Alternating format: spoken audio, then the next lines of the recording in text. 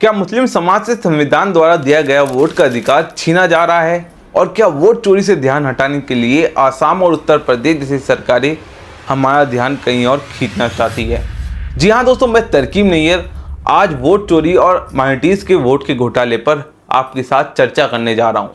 ये सवाल इसलिए उठता है क्योंकि बिहार विधानसभा चुनाव से पहले गोपालगंज और सीमांचल जैसे मुस्लिम बहुल इलाकों में लाखों वोटर गायब कर दिए गए। क्या ये सिर्फ स्पेशल इंटेंसिव रिवीजन यानी एसआईआर का प्रोसेस है या फिर एक बड़ी साजिश मुसलमानों का वोट सिस्टमेटिकली काटने की? और सबसे बड़ा सवाल, क्या ये सिर्फ बिहार तक सीमित है या पूरे देश में माइनॉरिटीज़ वोटर्स को टारगेट किया जा रहा है? आज हम एक एक कर सच्चाई खोलेंगे, सोर्सेज के साथ, आंकड़ों के साथ और सबसे ज़रूरी सवालों के साथ। सबसे पहले आप आंकड़े देखिए। गोपालगंज जो कि बिहार का एक मुस्लिम पॉपुलेटेड जिला है, यहाँ पर यादव जाति भी बड़ी संख्या में रहती है। यहाँ वोटर काउंट 20,56,000 था, लेकिन एसआईआर के बाद घटकर सिर्फ 17,46,000 रह गया, यानी 3 लाख से ज़्यादा वोट गायब हो गए, काट दिए गए। वहीं किशनगंज, जहाँ मुस्लिम आबादी 67 से 68% है, यहाँ वोटर काउंट लगभग 9.5% से ज़्यादा गिर गया है, यानी 9.5% ज़्यादा वोट काट दिए गए। पूर्णिया जो कि मुस्लिम पॉपुलेटेड है, यहाँ पर भी 38% मुस्लिम पॉपुलेशन है और यहाँ 8.5% के आसपास वोटर्स में गिरावट देखी गई, यानी 8.5% वोट एसआईआर के दौरान काट दिए गए। और वहीं बात करते हैं कटिहार और अररिया की। लगभग 44% मुस्लिम आबादी इस इलाके में रहती है और यहाँ भी बड़ी तादाद में वोट डिलीट हुए हैं। दोस्तों, ये पैटर्न साफ है, पूरे बिहार में हर जिले में वोट कटे हैं, लेकिन सबसे ज़्यादा गिरावट मुस्लिम बहुल इलाकों में है, क्योंकि हिंदू बहुल इलाकों में वोट कटने की परसेंटेज औसतन मुस्लिम डोमिनेटेड क्षेत्रों से कम रही है। पूरे बिहार में औसतन लगभग 5.9 वोटरों के नाम हटाए गए हैं, जबकि सीमांचल और गोपालगंज जैसे मुस्लिम बहुल क्षेत्रों में 7 से 12% तक वोट डिलीटेशन दर्ज हुई है। लेकिन हिंदू डोमिनेटेड बिहार अधिकांश क्षेत्रों में वोट कटने की दर लगभग 5 से 7% तो रही, जबकि मुस्लिम बहुल क्षेत्रों में 9 से 12% तक गई।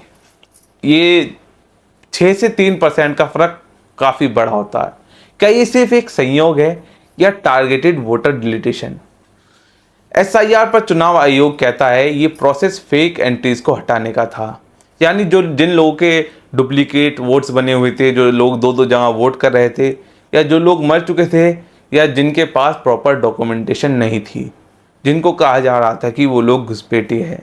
लेकिन सवाल है, क्या लाखों लोग एक साथ डुप्लीकेट थे, घुसपैठिए थे? क्या सिर्फ मुस्लिम बहुल इलाकों में फेक एंट्रीज हो रही थी?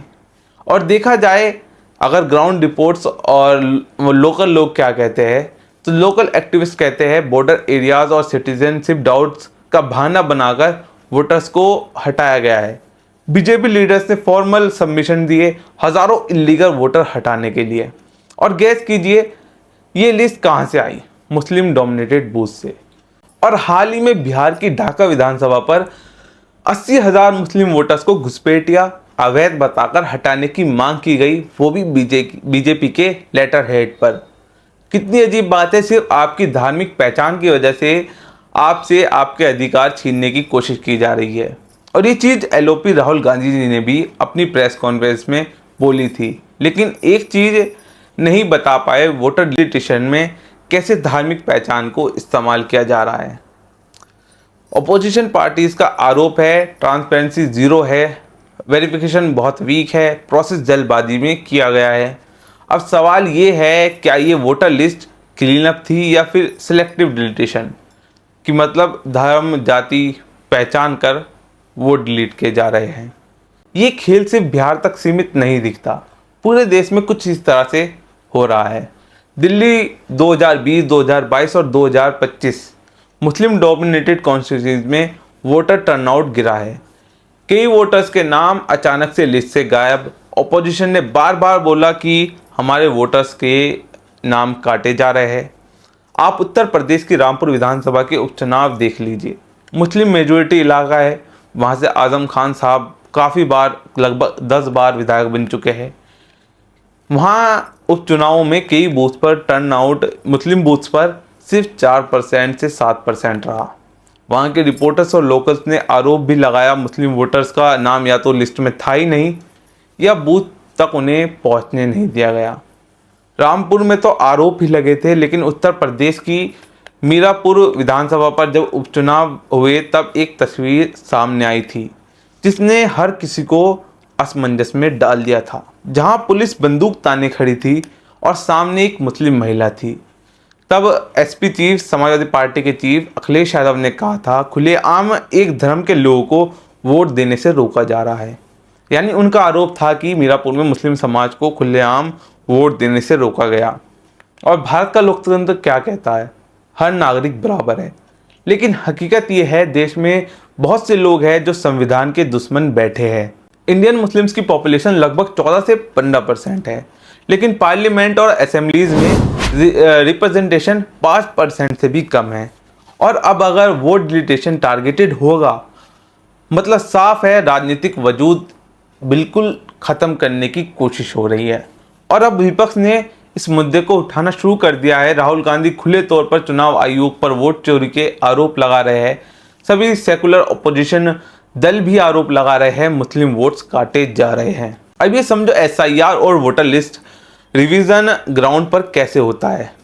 नंबर 1, बूथ लेवल पर लोकल वर्कर लिस्ट देते हैं, कौन फेक है और कौन नहीं ये चेक करना उनकी जिम्मेदारी होती है। नंबर 2, वेरिफिकेशन सिर्फ कागज़ पर ही होता है ज़्यादातर, ग्राउंड चेकिंग बहुत कम होती है। नंबर 3, कई लोग डॉक्यूमेंट देते हैं फिर भी उनका नाम गायब रहा। इस तरह के केसेस हमने सुप्रीम कोर्ट में भी सुने। हाल ही में राहुल गांधी के यहाँ पर कुछ लोग गए थे जिन्होंने कहा था कि उनके वोट काट दिए गए हैं मृतक बताकर, और जबकि वो लोग जिंदा है। नंबर 4, अपील करने का प्रोसेस बहुत कॉम्प्लेक्स है, मतलब आम आदमी नहीं समझ पाता शिकायत कैसे करे। वेबसाइट पे जाकर फॉर्म्स भरना एक मुश्किल काम है एक आम आदमी के लिए, इसलिए वोटर अपने आप को हेल्पलेस समझता है। और सीमांचल जैसे मुस्लिम बहुल इलाके पिछड़े हैं, लिटरेसी रेट वहाँ पर बहुत कम है, इसलिए डॉक्यूमेंटेशन भी वहाँ पर वीक है। इन इलाकों को इजीली टारगेट बनाया जा सकता है। बहुत लोगों ने शिकायत भी की। उनका कहना था कि हमने आधार कार्ड दिए, प्रॉपर डॉक्यूमेंट दिए, वोटर आईडी दी, फिर भी नाम काट दिया गया। हम बूथ पहुँचे, पता चला कि लिस्ट में नाम है ही नहीं। तो अब सवाल ये है, अगर लिस्ट साफ करनी थी तो सिर्फ माइनॉरिटी पॉपुलेटेड डिस्ट्रिक्ट में मैसिव डिलीटेशन बिना वैलिड रीजंस के क्यों हुआ? और हाँ, सिर्फ मुस्लिम नहीं बल्कि दलित, यादव जैसी जातियों के इलाकों में भी ये चीज़ देखने को मिली। मैंने आपको गोपालगंज का एग्जांपल दिया जहाँ पर मुस्लिम और यादव पॉपुलेशन काफ़ी ज़्यादा है, वहाँ पर किस तरह वोटर डिलीटेशन हुई। लेकिन सोचने की बात यह है, ये कोई साइलेंट स्ट्रेटेजी है? वोट काटो, रिप्रेजेंटेशन हटाओ, फिर कहो ये नेचुरल प्रोसेस है, या सिर्फ एक कोइंसिडेंस कि हाँ ये सब सही हो रहा है और उन इलाकों में ही डुप्लीकेट वोट्स या फर्जी वोट थे। क्या इलेक्शन कमीशन अपनी क्रेडिबिलिटी बचा पा रहा है? क्योंकि राहुल गांधी की प्रेस कॉन्फ्रेंस के बाद इलेक्शन कमीशन ने अपनी गलती मानी भी थी, जुबानी तौर पर नहीं बल्कि कर दिखाया था। क्योंकि वोट डिलीटेशन का जो प्रोसेस था वो बहुत ईजी था, कोई भी कैसे भी कर लेता था। अब उसमें काफ़ी बदलाव किए गए हैं। अब ज़रूरी चीज़ है, आप मुसलमान हो या हिंदू हो या कोई भी हो, देश के किसी भी कोने से ये वीडियो देख रहे हो, तो आप अपने डॉक्यूमेंट्स पूरे तैयार रखिए। शायद किसी को आपकी जाति या धर्म पसंद ना हो। और बैकवर्ड इलाकों में डॉक्यूमेंटेशन अवेयरनेस बहुत ज़्यादा ज़रूरी है, क्योंकि वोटर्स को पता नहीं चलता, नाम कट जाता है। इसलिए ज़रूरी है हर वोटर लिस्ट को चेक करें, एनजीओज और लोकल लीडर्स जागरूकता बढ़ाए और लीगल हेल्प ले। लोकल मीडिया, सोशल मीडिया पे सामने आए, अपने इशू को पीसफुली रखे, क्योंकि वोटर लिस्ट से नाम हटाना सिर्फ इंडिविजुअली कोई किसी एक आदमी का इशू नहीं है, बल्कि बाबा साहब अम्बेडकर जी के बनाए संविधान की रक्षा की बात है। बिहार इलेक्शन का मामला सिर्फ बिहार तक सीमित नहीं है, इसके बाद एसआईआर का प्रोसेस वेस्ट बंगाल, उत्तर प्रदेश जैसे स्टेट्स में भी पहुंचेगा। ये पूरे इंडिया की डेमोक्रेसी पर सवाल है। जब लाखों वोटर्स गायब कर दिए जाते हैं, वो भी खास करके अल्पसंख्यक बहुल इलाकों में, तो ये महज एडमिनिस्ट्रेटिव इशू नहीं हो सकता, ये कोई कोइंसिडेंस नहीं लगता।